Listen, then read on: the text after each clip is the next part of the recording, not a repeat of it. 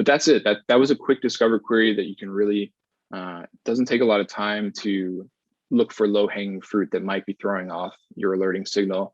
Or even still, you might be able to not necessarily look at your top issues, but even compare volumes to a previous period. So you notice that we set those event thresholds in our issue alert. We could have also sent a more generic or set a more generic alert based on count alone of issues, and we can show that in a second.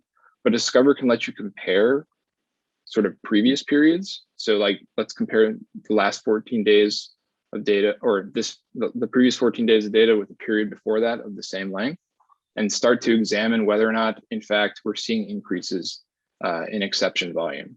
Because if we are, perhaps we want to change those historic thresholds. So you can ask Discover to show you a previous period.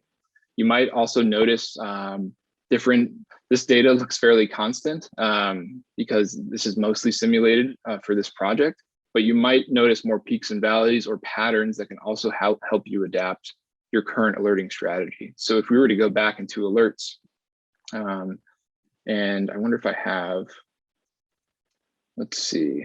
Well, I'll just show within the wizard, we can create another alert.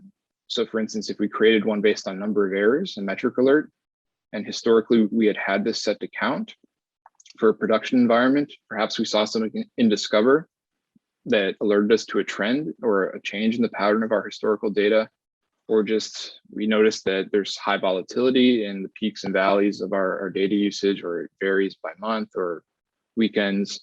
There's ways that you can adapt your alerting strategy to use percentage-based changes instead of just absolute counts. So these might provide you with more of a signal, say, if you do have an organic increase in error volume that can adapt, that you can sort of say, hey, we only want to be alerted for 20% increases in this case.